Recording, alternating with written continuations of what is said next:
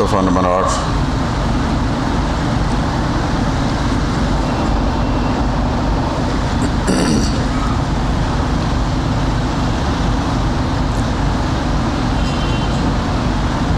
سورہ بقرہ کی آیت نمبر 35 اور 36.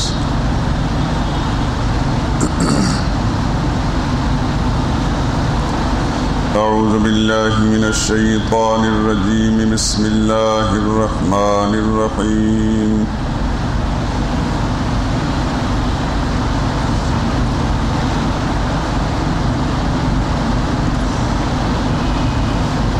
وقلنا یا آدم اسکن انت وزوجک الجنة وكلا منها رغدا حيث شئتما ولا تقربا هذه الشجرة فتكونا من الظالمين. فأزلهما الشيطان عنها فأخرجهما مما كانا فيه وقلنا اهبطوا بعضكم لبعض عدو وَلَكُمْ فِي الْأَرْضِ مُسْتَقَرٌّ وَمَتَاعٌ إِلَىٰ حِينٍ.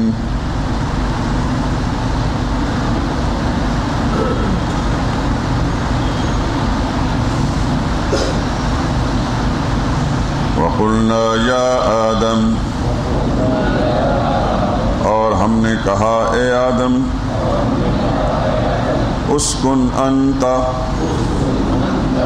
آپ رہا کریں، وزوجک الجنہ، اور آپ کی بیوی بھی جنت میں، وکلا منہا، اور کھاؤ اس میں سے، رغداً، جو کچھ چاہو، حیث شئتما، جہاں کہیں سے چاہو، ولا تقربا، اور قریب مت جانا، هذه الشجرة، اس درخت کے، فتکونا من الظالمین، پھر تم ہو جاؤ گے قصوروار. فأزلهما الشیطان، پھر پھسلا دیا ان کو شیطان نے، عنہا، اس جگہ سے، فأخرجہما، پھر نکال دیا ان کو اس جگہ سے، مما کانا فی،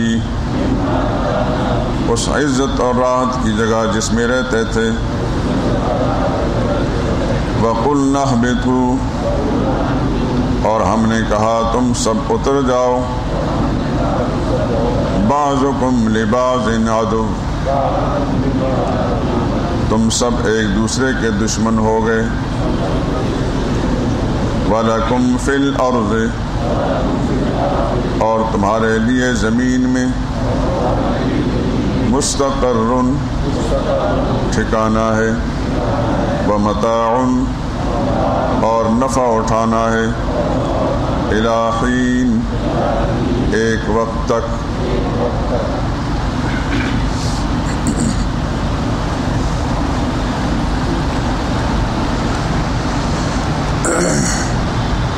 پچھلی آیت میں گزر چکا کہ سیدنا آدم علیہ السلام کے لیے ملائکہ کرام کو سجدہ کرنے کا حکم ملا، اور انہوں نے حکم کی تعمیل کی، مگر شیطان اکڑ گیا.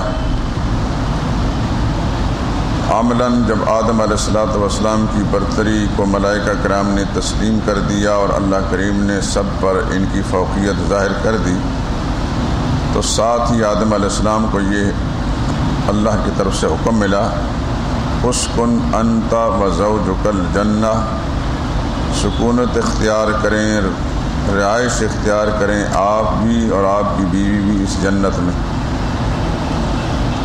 یہ بیوی کا ذکر کہاں سے آ گیا؟ اس سے پہلے تو صرف آدم علیہ السلام کا ذکر تھا.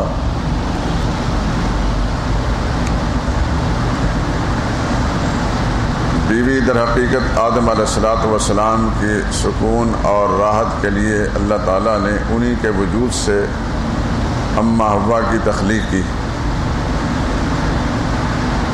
ذکر اس کا قرآن کریم کے اندر بھی ہے اور احادیث میں ذرا تفصیل ہے۔ قرآن کریم کے اندر سورہ نساء کی شروع کی جو آیت ہے، یا ایھا الناس اتقوا ربکم الذی خلقکم من نفس واحدہ، اے انسانوں اپنے رب سے ڈرتے رہو،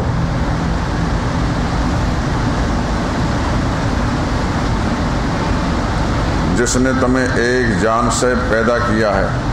خلقکم من نفس واحدہ، ایک انسان سے اللہ نے تم کو پیدا کیا ہے، مراد ایک انسان حضرت آدم علیہ السلام ہے۔ وخلق منہا زوجہا، اور اسی انسان سے اللہ نے اس کی بیوی کو بھی پیدا کیا۔ تو قرآن کریم کی اس آیت سے معلوم ہوتا ہے کہ آدم علیہ السلام کے وجود سے ہی حضرت اماں حوا کو اللہ نے پیدا فرمایا۔ تفصیل اس کی احادیث مبارکہ کے اندر سرور کائنات صلی اللہ علیہ وسلم نے یوں ارشاد فرمائی کہ آدم علیہ السلام کی پسلی سے اللہ تعالیٰ نے اماں حوا کو پیدا کیا۔ اب اس تفصیل میں یا اس وضاحت میں جانے کی ضرورت نہیں کہ یہ انداز کیوں اختیار کیا۔ اللہ تعالیٰ کا ہر کام اس کی حکمت سے ہوتا ہے، ہماری سوچوں کے مطابق نہیں ہوتا کہ ہم جو چاہیں اور جس طرح چاہیں اللہ اس طرح کریں۔ اب دنیا میں جس طرح انسانوں کی تخلیق ہو رہی ہے، آدم علیہ السلام کی اپنی تخلیق اس طرح نہیں تھی۔ اللہ تعالیٰ نے ان کو خاک سے پیدا کیا۔ جو اللہ آدم علیہ السلام کو خاک سے پیدا کر سکتا ہے وہ دنیا کے ہر انسان کو اس طرح پیدا کر سکتا ہے، لیکن ان کی تخلیق تو اس طرح ہوئی اور اماں حوا کی تخلیق اس طرح ہوئی، ان کی پسلی سے پیدا کیا اور اس کے بعد پھر دونوں کے ملاپ سے، میاں بیوی کے ملاپ سے اللہ تعالیٰ نے کو پھر نسل کو چلایا۔ اس وقت سے لے کر اب تک اور قیامت تک نسل انسانی کا پھیلاؤ دنیا میں اس طرح ہی ہوتا رہے گا۔ جس میں اللہ کا نظام ہے اور اس کی حکمت اور قدرت ہے، اس میں کسی کے لیے دم مارنے اور سوچنے کے مجال نہیں۔ لا یسأل عما یفعل، قرآن کریم میں آئے گا آگے، اللہ تعالیٰ جو کچھ کرتے ہیں ان سے کوئی پوچھ نہیں سکتا کہ آپ نے ایسا کیوں کیا ہے۔ یہ کیوں والی بات اللہ کی بارگاہ میں چلتی نہیں، اس لیے وہ خالق کائنات ہیں، وہ رب ہیں، اس کی حکمتوں کو کوئی انسان نہیں سمجھ سکتا۔ وہ جو چاہتے ہیں اپنی قدرت سے اور اپنی حکمت سے بناتے ہیں۔ البتہ وہ جس سے چاہیں پوچھ لیں، وہ مالک ہیں، وہ خالق ہیں، وہ رازق ہیں، وہ جس سے چاہیں پوچھ لیں۔ ان کی بارگاہ میں ہر ایک مسئول ہے اور جواب دہ ہے، اللہ کسی کے سامنے جواب دہ نہیں۔ تو اماں حوا کو آدم علیہ السلام کی پسلی سے پیدا کیا گیا۔ حدیث میں آتا ہے کہ یہ عورت ان المرأة خلقت من الظل، بعض روایتوں میں آتا ہے میں کالظل ہے، عورت پسلی کی طرح پیدا کی گئی ہے، پسلی سے پیدا کی گئی ہے۔ پسلی ٹیڑھی ہوتی ہے۔ عورت کے بارے میں رسول اللہ صلی اللہ علیہ وسلم کے فرمان کا منشا یہ تھا کہ یہ بھی ٹیڑھی ہی ہوتی ہے، مزاجن، قد کاٹ کے اعتبار سے نہیں، شکل و صورت میں نہیں، مزاجن، مزاج میں ٹیڑھا پن ہوتا ہے۔ حضور نے فرمایا کہ یہ ٹیڑھی ہے اور ٹیڑھی رہے گی، اس کو سیدھا کرنے کی کوشش کرو گے تو یہ ٹوٹ جائے گی، اسی طرح گزارا کرو۔ ہر آدمی کو اپنے گھر کا صحیح اندازہ، عربی کا ایک محاورہ ہے، صاحب البیت ادریٰ بما فیہ، گھر کا مالک گھر کے اندر کے حالات کو خوب جانتا ہے۔ کچھ نہ کچھ واسطہ تو ہر انسان کو ایسے حالات سے پڑتا ہی ہے۔ خود سرور کائنات صلی اللہ علیہ وسلم جو خلاصہ انسانیت ہیں، اور ان کی ازواج مطہرات کے بارے میں بھی اللہ نے فرمایا یا نساء النبی لستن کاحد من النساء، ان کو بھی اللہ نے اتنا اونچا مقام دیا کہ نبی کی بیویوں دنیا کی اور عورتوں کی طرح تم نہیں ہو، نہ کوئی عورت تمہارے رتبے پہ پہنچ سکتی ہے۔ اس کے باوجود بھی ازواج مطہرات میں باہمی جو منافست یعنی رشک ایک کیفیت ہوتی تھی کہ ہر ایک کی خواہش تھی کہ نبی کریم صلی اللہ علیہ وسلم کی توجہ میری طرف زیادہ ہو، اور یہ فطرت بھی ہے۔ جس طرح ہر بچہ چاہتا ہے کہ میرے ماں باپ کی شفقت اور محبت کی نظر میری طرف زیادہ ہو۔ اس طرح ازواج مطہرات کا معاملہ تھا، اور بعض اوقات ایسی شکلیں بھی پیدا ہو جاتی تھیں جیسا کہ وہ شہد کو حرام ٹھہرانے والی بات ہے، سورہ تحریم جس پر نازل ہوئی ہے، یا ایھا النبی لما تحرم ما احل اللہ لک، اے نبی جس چیز کو اللہ نے آپ کے لیے حلال کیا آپ کیوں حرام ٹھہرا رہے ہیں؟ تبتغی مرضات ازواجک، کیا آپ اپنی بیویوں کی پسند پر چلنا چاہتے ہیں؟ تو معاذ اللہ پیغمبر صلی اللہ علیہ وسلم کا تو معاملہ ایسا نہیں تھا کہ وہ اللہ کی رضا ان کے لیے سب سے مقدم ہوتی تھی، بیویوں کی پسند یا ناپسند پر چلنے کا کیا سوال ہے؟ لیکن اللہ تعالیٰ نے یہ الزام دیا اس بات میں۔ قصہ اصل میں یہ ہے کہ ازواج مطہرات میں سے ایک زوجہ محترمہ، ان کے پاس کہیں سے شہد آ گیا، اور حضور صلی اللہ علیہ وسلم کو شہد زیادہ پسند تھا۔ ہر روز عصر کے بعد جب رسول اللہ صلی اللہ علیہ وسلم باری باری تھوڑا تھوڑا وقت ٹائم لے کر ہر زوجہ مطہرہ کے پاس جاتے تھے، تو اپنے اپنے ذوق اور مزاج کے مطابق، اپنے حالات مطابق ہے کچھ اکرام کرتی۔ ان زوجہ محترمہ کے پاس شہد آیا، انہوں نے رسول اللہ صلی اللہ علیہ وسلم کو شہد پیش کیا، رسول اللہ صلی اللہ علیہ وسلم نے وہ تناول فرمایا، تو تھوڑا سا ٹائم سمجھے کہ زیادہ لگ گیا۔ دیگر بعض ازواج مطہرات کو یہ پتہ چلا کہ حضور صلی اللہ علیہ وسلم وہاں نے شہد استعمال فرمایا اور زیادہ ٹائم دے دیا ہے، اب ہمارے پاس اتنا ٹائم نہیں دیں گے۔ انہوں نے آپس میں مشاورت کی کہ اب جب رسول اللہ صلی اللہ علیہ وسلم تشریف لائیں گے تو ہم سے عرض کریں گے کہ آپ کے منہ سے مغافیر کی بو آ رہی ہے، ایک گون قسم کی چیز ہے درختوں کے اندر، شہد کی مکھی اس پر جا کر کبھی کبھی بیٹھ جاتی ہے، تو شہد کی مکھی جس قسم کا رس چوسے گی تو ایسے ہی اس شہد کے اندر ذائقہ پیدا ہوتا ہے۔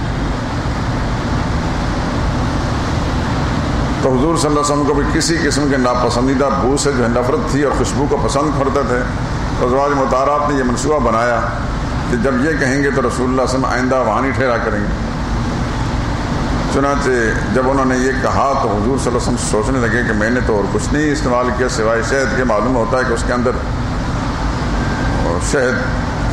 شہد کی مکھی نے کسی ایسی چیز کا رس چوسا ہے جس کے اندر ایسی بو پیدا ہو گئی جو میرے منہ سے بھی آ رہی ہے۔ رسول اللہ صلی اللہ علیہ وسلم نے اسی وقت عہد کر لیا کہ آئندہ شہد استعمال نہیں کروں گا، لیکن قرآن کریم کے اسلوب سے یہ معلوم ہوتا ہے کہ حضور نے قسم کھا لی کہ میں شہد استعمال نہیں کروں گا۔ اب اللہ کے حلال چیز کو حرام ٹھہرانا بغیر اللہ کے حکم کے یہ اللہ کی بارگاہ میں پسند نہیں آیا، اس لیے وہی آگے یا ایھا النبی لما تحرم، اے نبی کیوں حرام ٹھہرا رہے ہیں؟ یہ کیوں والی بات جو ہے صرف اللہ کر سکتے ہیں کسی کے لیے، اللہ کے سامنے اللہ کو کوئی کیوں نہیں کہہ سکتے آپ نے یہ کیوں کیا ہے۔ اللہ جب چاہیں تو امام الانبیاء کو بھی یوں فرما سکتے ہیں آپ نے یہ کیوں کیا ہے، کیونکہ وہ خالق اور مالک ہیں۔ تو ساتھ ہی فرمایا تبتغی مرضات ازواجک، آپ اپنے بیویوں کی مرضی پر چلنا چاہتے ہیں۔ اللہ کے علم میں تو سب کچھ تھا، یہ پلانے کی منصوبہ بندی کیا ہے؟ خیر اس پوری تفصیل آگے آ رہی ہے۔ تو رسول اللہ صلی اللہ علیہ وسلم نے پھر اس وقت وہ قسم توڑ دی، لیکن یہ بات تو ہو گئی۔ اب رسول اللہ صلی اللہ علیہ وسلم کو اگر یہ علم ہوتا پہلے سے، آپ غیب دان ہوتے، تو ان کے اس کہنے پر کہ آپ کے منہ سے مغافیر کی بو آ رہی، حضور صلی اللہ علیہ وسلم فرما دیتے کہ تم نے پہلے سے منصوبہ بنایا ہوا ہے، جو تم غلط کہتی ہو، اس کوئی بو بھی نہیں آ رہی، میں جانتا ہوں جو کچھ بھی تم نے منصوبہ بنایا ہے، لیکن جو منصوبہ انہوں نے بنایا تھا اس کو صرف اللہ جانتا تھا، اللہ کے سوا کوئی نہیں جانتا، کیونکہ اللہ کے سوا کوئی غیب کا علم رکھنے والا کوئی نہیں ہے۔ خیر رسول اللہ صلی اللہ علیہ وسلم کی زندگی کے بے شمار واقعات ایسے ہیں کہ جس سے ایک ایک قدم پر یہ بات ثابت ہوتی ہے کہ اللہ کے سوا سب کچھ جاننے والی ذات کوئی بھی نہیں، اس اللہ تعالیٰ کی خصوصیت ہے، اللہ تعالیٰ کی صفت ہے۔ تو عورت کے بارے میں عرض کر رہا تھا کہ بعض اوقات رسول اللہ صلی اللہ علیہ وسلم کا بھی ایسے نامناسب حالات کا سامنا کرنا پڑا ہے۔ ایک دفعہ حضور صلی اللہ علیہ وسلم نے ایلا کر دیا، ایلا کہتے ہیں بیوی کے پاس نہ جانے کی قسم کھانا۔ اس کے لیے قرآن کریم میں آگے آئے گا کہ اگر کوئی شخص اپنی بیوی کے پاس نہ جانے کی قسم کھا لے 4 مہینے کے بعد عورت پر طلاق واقع ہو جاتی۔ کسی مطالبے پر رسول اللہ صلی اللہ علیہ وسلم ناراض ہو گئے، قسم نہیں کھائی تھی حضور صلی اللہ علیہ وسلم نے ان کے پاس نہ جانے کی، لیکن دیکھنے والوں نے سمجھے شاید ایلا کر دیا ہے۔ 1 مہینے تک رسول اللہ صلی اللہ علیہ وسلم کسی زوجہ مطہرہ کے پاس نہیں گئے، سب پریشان ہو گئیں۔ آہستہ آہستہ مدینہ طیبہ میں یہ خبریں پھیلنے لگیں کہ شاید رسول اللہ صلی اللہ علیہ وسلم اپنی بیویوں کو طلاق دے دی ہے. تو بڑے صحابہ میں سے حضرت صدیق اکبر ہیں یا فاروق اعظم میں سے کسی نے ہمت کر کے پوچھ لیا یا رسول اللہ اس طرح خبریں پھیل رہی ہیں.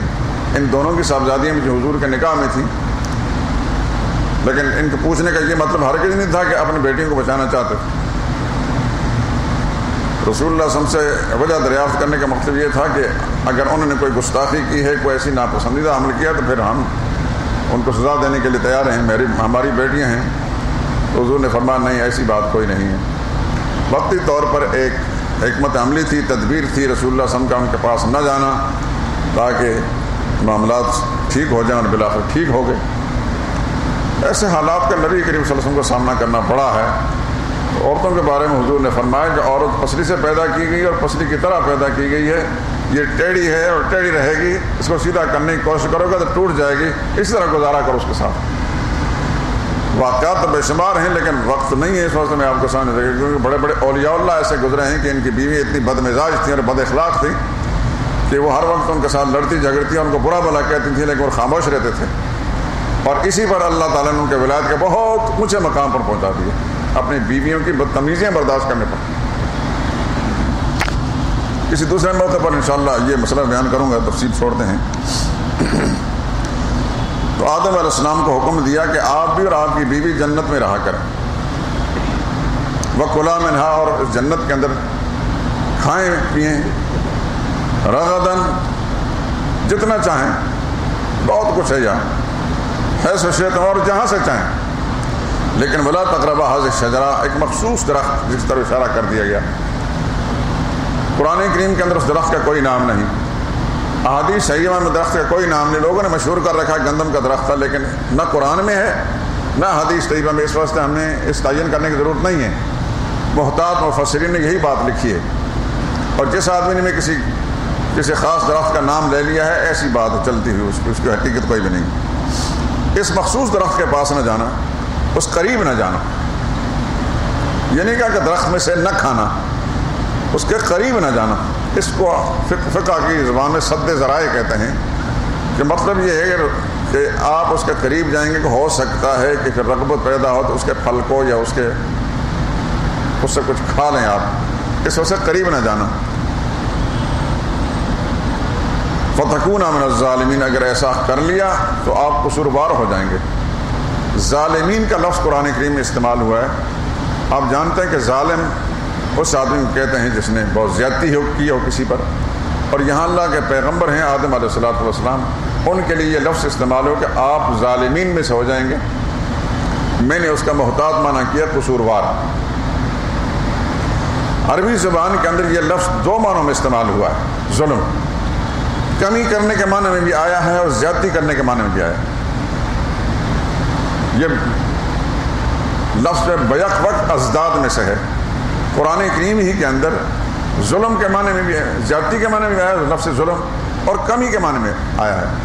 سورہ کہف میں کلتا الجنتین آتت اکلہا ولم تظلم منہ شیئا، وہ دونوں درخت دونوں باغ آتت اکلہا بہت پھل لایا کرتے تھے، ولم تظلم منہ شیئا، اور اس میں کسی قسم کی کمی نہیں ہوتی تھی. تظلم ظلم بمعنی کمی کے آیا ہے، تو زیادتی کے معنی میں بھی آتا ہے، کمی کے معنی میں آتا ہے. تو یہاں قصوروار معنی یہ کہ آپ اپنے حق میں کوئی کوتاہی کر بیٹھیں گے، یعنی اللہ تعالیٰ کی فرمانبرداری سے ذرا دائیں بائیں چوک کر اپنے اوپر کچھ زیادتی کر بیٹھیں گے. ادھر تنبیہ ہو گیا آدم علیہ السلام کو اس درخت کے قریب نہ جانا. فَأَزَلَّهُمَا الشَّيْطَانُ، لیکن اس شیطان نے جو طاق میں بیٹھا ہوا تھا، اسی آدم علیہ السلام کی وجہ سے شیطان کو اللہ تعالیٰ نے راندہ درگاہ بنایا تھا. اس کے دل میں بغض اور بیر موجود تھی، اور یہ جنات میں سے تھا. وہ اس طاق میں تھا کہ کس طرح میں اس آدم سے کوئی غلطی کرا لوں جس کی وجہ سے مجھے ہمیشہ کے لیے مردود کر دیا گیا. چنانچہ شیطان نے منصوبہ بنایا. فَأَزَلَّهُمَا الشَّيْطَانُ عَنْهَا، شیطان نے ان کو پھسلا دیا. یہاں بہت ساری بحثیں مفسرین لکھی ہیں کہ جب کہ شیطان کو اللہ تعالیٰ نے فرمایا تھا کہ یہاں سے نکل جا، دفع ہو جا، تو پھر یہ کس طرح جنت میں جا کر آدم علیہ السلام کو بہکا دیا. ہمارے شیخ حضرت شیخ القرآن رحمہ اللہ فرمایا کرتے تھے، اس کی ترتیب یوں بیان کرتے تھے، اور یہ بڑا خوبصورت طریقہ ہے ان آیات کو حل کرنے کا۔ ادھر ابلیس کو کہا تو نکل دفع ہو جا، ساتھ ہی آدم علیہ السلام فرمایا کہ جنت میں رہا کر اور فلاں درخت قریب نہ جانا۔ تو شیطان نے جاتے جاتے وسوسہ ڈالا۔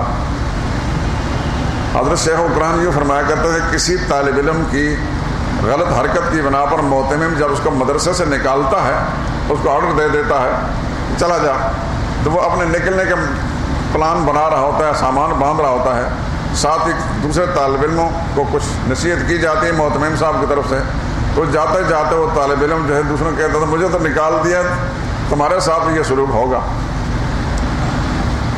تو یہ ابلیس لعین جاتے جاتے جو آدم علیہ السلام کو وسوسہ ڈال گیا۔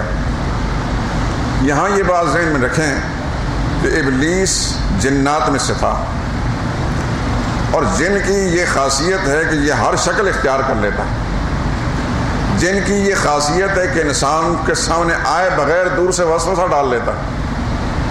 اللہ پاک نے اس کی تخلیق ایسی کی ہے۔ اب میں اور آپ یہ سمجھیں کہ ہم ہر شکل کیوں نہیں اختیار کر سکتے، یہ ہماری مرضی پر تو موقوف نہیں۔ اللہ نے جنات کو آگ سے بنایا ہے اور ہر شکل اختیار کر لیتے ہیں، چاہیں تو وہ انسان بن جائیں، چاہیں تو وہ درخت کی شکل میں نظر آ جائیں، چاہیں تو کہتے وہ پانی کی شکل میں نظر آ جائیں، چاہیں تو کسی کیڑے مکوڑے کی شکل میں، چاہیں تو کسی سانپ اور بچھو کی شکل میں آ جائیں۔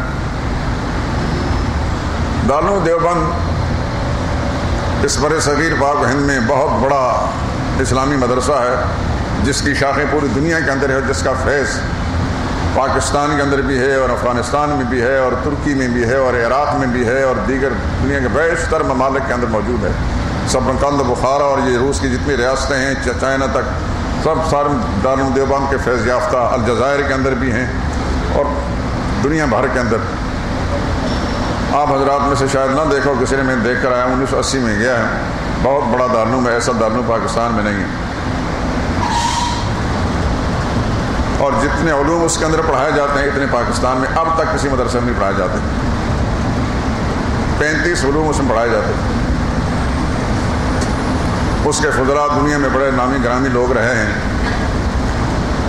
آپ نے اگر دارالعلوم دیوبند کی تصویر دیکھی ہو، کسی فوٹو دیکھا ہو، تو اس کی جتنی عمارت ہے وہ جس طرح آپ نے یہ تپائیاں بچھا رکھی، چاروں طرف سے اس طرح دیواریں ہیں اور جگہ جگہ پر بڑے بڑے دروازے، بڑے بڑے گیٹ ہیں، اس طرح سے شاہی قلعہ گیٹ، اس کے اندر کمرے ہیں،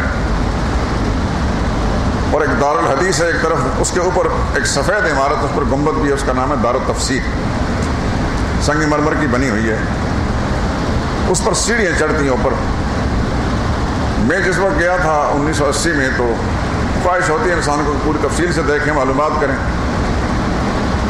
میں اس سیڑھیوں پر چڑھنے لگا تو مجھے دارالعلوم کے کچھ طلباء نے جو منتظمین میں سے تھے ان نے روک دیا، آپ اوپر نہ جائیں۔ مجھے سمجھ میں نہیں آئی کہ انہوں نے کیوں روکا ہے۔ ہوتا ہے نا دل میں انسان کو کسی خواہش سے روکا جائے تو انسان کی فطرت ہے کہ اس کو برا سمجھتا، مجھے کیوں روکا بھائی؟ ان طالب علموں نے تو کچھ نہ بتایا کیوں روکا جا رہا ہے، لیکن بعد میں اس کی تفصیل یہ معلوم ہوئی، روکا اس لیے گیا کہ وہ اوپر والے جو حال ہے وہ دارالتفسیر ہے، وہ اس وقت صرف کھلتا ہے جس وقت تفسیر پڑھائی جاتی ہے، آگے پیچھے نہیں کھلتا، نہ کوئی طالب علم اس میں جاتا ہے۔ اور اس کی وجہ یہ ہے کہ وہاں جنات رہتے ہیں، جنات طالب علم جو پڑھتے ہیں دارالعلوم دیوبند کے اندر، وہاں ان کا ڈیرا ہے۔ اب سے تقریباً 100 سال پہلے یا اس سے بھی زیادہ عرصہ ہو گیا ہوگا، دارالعلوم دیوبند کے پہلے مفتی عزیز الرحمان رحمۃ اللہ تعالیٰ، بہت بڑے بزرگ اولیاء اللہ میں سے تھے، وہ ان کا طریقہ کار یہ ہوتا تھا کہ رات کو پورا راؤنڈ لگاتے تھے دارالعلوم کے اندر، کمروں میں دیکھیں طالب علم بیٹھ کر پڑھ رہے ہیں، تکرار کر رہے ہیں، یا سوئے ہوئے ہیں، یا گپیں لگا رہے ہیں۔ یہ بزرگ پورا راؤنڈ لگاتے ہیں، طالب علم کیا کر رہے ہیں، تو اوپر بھی چڑھ کر ان کے علم میں تھا کہ یہاں جنات رہتے ہیں، لیکن جنات اکثر طالب علم انسانی شکل میں بیٹھتے تھے،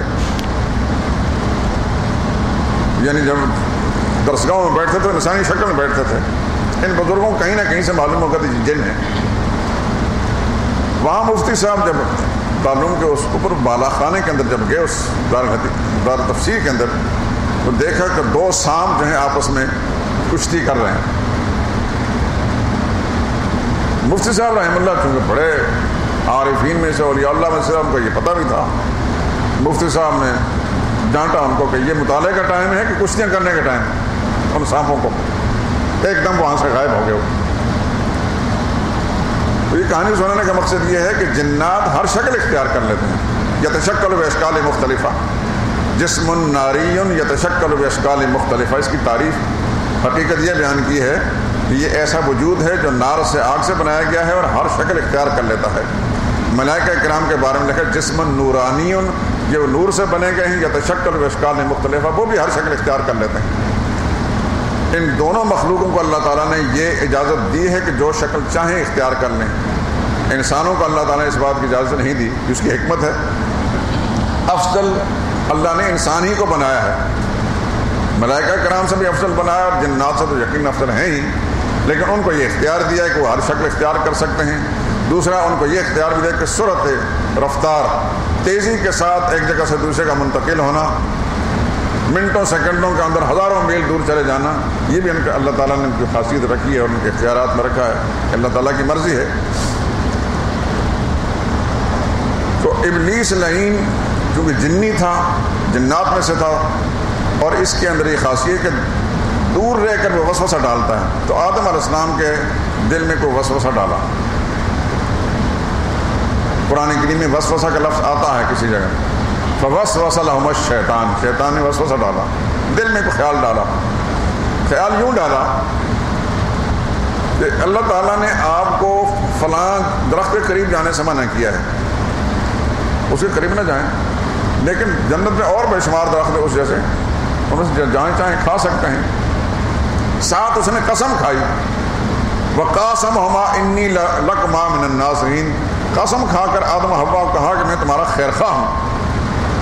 اور آدم علیہ السلام کے ذہن سے اللہ تعالیٰ کا وہ حکم ہی بھول گیا جس میں اللہ نے فرمایا تھا کہ یہ شیطان تمہارا دشمن ہے، کہیں یہ تم پر قابو نہ ڈال لے اور یہ تمہیں بیکار نہ ڈالے. تو اللہ تعالیٰ نے جو شیطان سے بچنے کے لیے جو فرمایا تھا وہ بالکل آدم علیہ السلام کے ذہن سے ذہول ہو گیا. اس کو کہتے ہیں نسیان. آگے سورہ طٰہٰ میں 16ویں پارے میں ایک سورت آتی ہے سورہ طٰہٰ، اس کے اندر آئے گا فنسی آدم علیہ السلام پر نسیان طاری ہو گیا. وہ بھول گیا اس بات کو کہ اللہ تعالیٰ نے اس سے بچنے کا حکم دیا تھا. قصہ مختصر کہ شیطان نے وسوسہ ڈالا اور وہ درخت جس سے اللہ تعالیٰ نے قریب جانے سے منع کیا تھا اس کو چھوڑ کر اس قسم کے دوسرے درختوں کے پاس جانے اور ان کے کھانے کی اس نے تلقین کی. اور ساتھ ہی یہ کہا کہ در حقیقت یہ شجرۃ الخلد ہیں، ان درختوں میں سے جو شخص کچھ کھا لیتا ہے وہ ہمیشہ ہمیشہ زندہ رہتا ہے، اس پر موت کبھی نہیں آتی، وہ ہمیشہ جنت میں رہتا ہے. اب ظاہر بات ہے کہ سدا زندہ رہنے کی تمنا اور ہر آدمی کو طلب ہوتی ہے، اور جنت میں رہنے کی طلب بھی ہر آدمی کو ہوتی ہے. آدم علیہ السلام نے بھی چاہا ہوگا کہ ایسا کام کیوں نہ کریں جس میں ہمیشہ زندہ رہیں، موت سے بچ جائیں اور جنت کے اندر رہیں. اور وہ نہیں جو تھی اللہ تعالیٰ کا منع کرنے والا بات سرے سے اتر گئی. تو اس طرح شیطان نے چکر چلا کر آدم علیہ السلام کا اماں حوا کو وہاں سے پھسلا دیا. جان بوجھ کر آدم علیہ السلام نے اللہ کے حکم کی نافرمانی نہیں کی. یہ ذہن رکھنا، ہر مسلمان کا یہ عقیدہ ہو کہ ہر پیغمبر گناہوں سے پاک ہوتے ہیں، معصوم ہوتے ہیں، چھوٹے گناہوں سے بھی بڑے گناہوں سے پاک ہوتے ہیں. نبی سے زیادہ لغزش ہو سکتی ہے، لغزش جس کو آپ اپنی زبان میں یا فارسی زبان میں لغزش کہتے ہیں، جس کو اردو میں پھسلن کہتے ہیں. آپ بارش کے اندر کیچڑ میں جا رہے ہوں، آپ کا ارادہ نہیں ہوتا کہ میں پھسلوں اور گروں اور میرے کپڑے بھی خراب ہو جائیں یا مجھے چوٹ لگ جائے یا میری ہڈی ٹوٹ جائے. غیر ارادی طور پر کبھی پھسل جاتے ہیں اور آپ کے کپڑے بھی خراب ہو جاتے ہیں اور کہیں کہیں نقصان ہو جاتا ہے، کوئی ہڈی ٹوٹ جاتی ہے، اس میں انسان کا اپنا اختیار ارادہ نہیں ہوتا. اسی طرح لغزش ہو جاتی ہے نبیوں سے معصیت نہیں ہوتی، عصیان نہیں ہوتا، نسیان ہو جاتا ہے. نسیہ آدم علیہ السلام کو نسیان ہو گیا، عصیان نہیں ہوتا. معصیت میں انسان کے اپنے ارادہ اور اختیار کو دخل ہوتا. نبی کے علاوہ ہر انسان سے معصیت ہو سکتی ہے. نبی اللہ تعالیٰ نے معصوم بنائے ہیں، نبی ہر چھوٹے بڑے گناہ سے پاک اور معصوم ہوتے ہیں. اسی لیے اللہ پاک نے نبیوں کے بارے فرما اطیع اللہ و اطیع الرسول ومن یطع الرسول فقد اطاع اللہ. جیسے رسول کی اطاعت کی گویا اس نے اللہ کی اطاعت کی. تو بغیر کسی شرط کے اللہ پاک نے نبی کو جو مطاع قرار دیا ہے کہ نبی کی اطاعت کرو، تو اگر نبی سے گناہ بھی سرزد ہوتے تو پھر تو مطاع نہیں ہو سکتے۔ نبی کے علاوہ کسی اور کے بارے میں اللہ نے نہیں فرمایا کہ اس کی تم اطاعت کرو۔ ہاں، حضور نے فرمایا کہ تمہارے حکمران اگر کسی معصیت کا حکم نہیں دیتے تو پھر ان کی تم اطاعت کر سکتے ہو، لیکن اگر وہ کسی برے کام کا کہتے ہیں تو پھر ان کی اطاعت نہیں کی جائے گی۔ لا طاعۃ لمخلوق فی معصیۃ الخالق، اللہ کو ناراض کر کے کسی مخلوق کی اطاعت نہیں ہو سکتی، لیکن نبی کی اطاعت اللہ نے بغیر کسی شرط غیر مشروع طریقے سے اطاعت کا حکم دیا، تبھی حکم دیا کہ نبی گناہوں سے پاک ہوتے ہیں، گناہ چھوٹا ہو یا بڑا ہو۔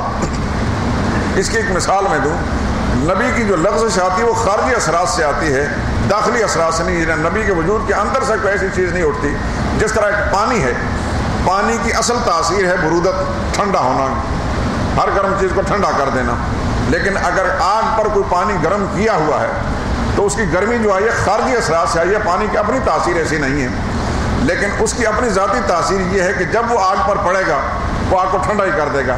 چنانچہ ابلا ہوا پانی بھی اگر آپ پر ڈالیں گے تو اس کی اصل تاثیر ظاہر ہوگی، وہ گرم ہونے کے باوجود آگ کو بجھا دیتا ہے، اس کی ذاتی تاثیر یہی ہوتی ہے۔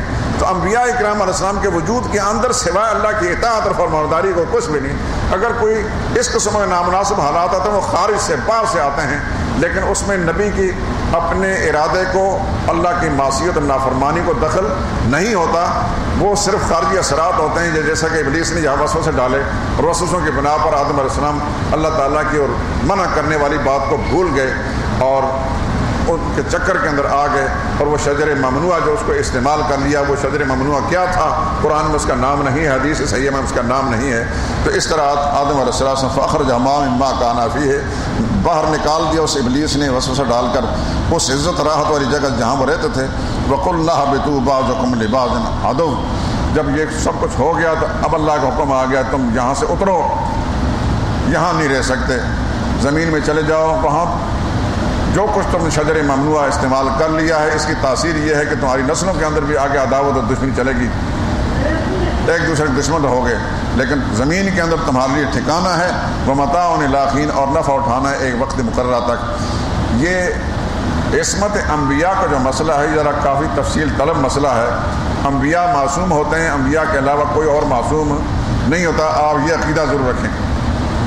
آپ جس زمانے میں بس رہے ہیں اس زمانے میں آپ کو بے شمار کتابیں ایسی ملیں گی، ان کتابوں میں ظالموں نے، مسلمان کہلانے والے ظالموں نے لکھ دیا کہ فلاں نبی سے یہ گناہ ہوا، فلاں نبی سے یہ گناہ ہوا۔ میں انشاءاللہ رضی کسی دوسرے موقع پر اسی مسئلے پر انشاءاللہ دوبارہ گفتگو کریں گے اللہ نے چاہا۔ آج اس ہفتے کا آخری درس ہے، اور بعض احباب کی خواہش یا ان کی مشورے پر یہ ہے کہ رمضان مبارک آگے آ رہا ہے، اس کے لیے بہت سارے دوست احباب نے اپنے اپنے طور پر اپنے گھروں کے معاملات کے انتظامات کرنے ہوتے ہیں، تو ایک رائے ہے، اس رائے کے بارے میں آپ سے مشورہ لینا ہے کہ رائے یہ ہے کہ یہ درس آج یہاں موقوف کر دیا جائے، اور اگلے ہفتے کے 2-4 دن اپنے اپنے انتظامات لوگ کریں گے، اور انشاءاللہ زندگی نے وفا کی رمضان مبارک کے بعد پھر، کیونکہ رمضان کے مہینے میں شام کے وقت درس نہیں ہو سکتا، اس وقت افطاری کرنے کے بعد پھر لوگ مغرب نماز پڑھتے ہیں، پھر تراویح کی تیاری کرتے ہیں، تو یہ پورا مہینہ جو ہے درس موقوف رہے گا۔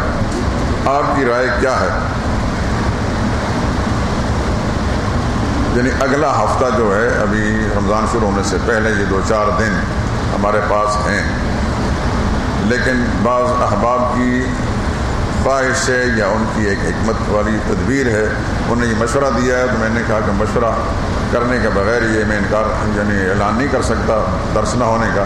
اگر احباب نے مشورہ دیا تو پھر اعلان کر دیں گے کہ درس آج موقوف رہے گا، آج کے بعد درس نہیں ہوگا، اور انشاءاللہ رمضان کے بعد درس ہوگا۔ آپ حضرات کی کیا رائے ہے؟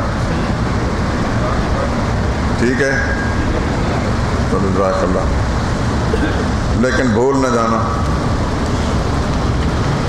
آپ اپنے اس مشن کو جاری رکھیں، 1 سے 2 اور 2 سے 4، آپ ایک آدمی کو اگر ساتھ لے آئیں گے کوشش کر کے، اس کا عقیدہ ٹھیک ہو جائے گا تو وہ آپ کی کمائی ہوگی جو خدا کے سامنے لے کر جائیں گے۔